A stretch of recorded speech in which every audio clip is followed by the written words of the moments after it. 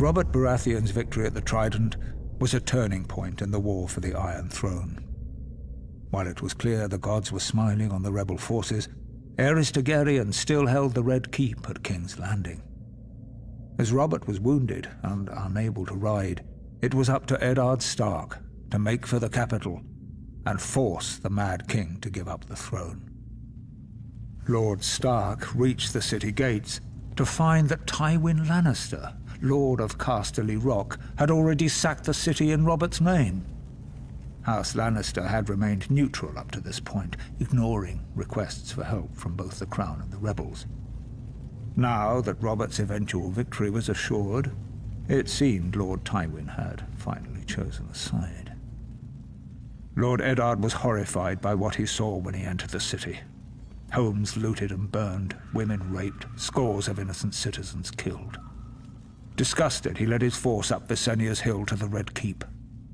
Upon entering the throne room, he found King Aerys lying in a pool of blood, dead by the hand of his own sworn King's Guard, Jaime Lannister, who sat brazenly upon the throne.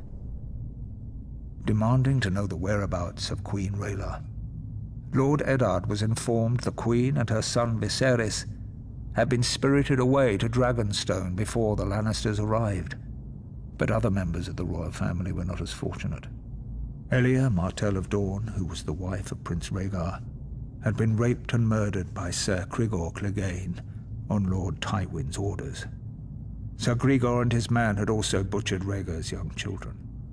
When Robert was well enough to reach the capital, Lord Eddard demanded the Lannisters answer for their heinous crimes.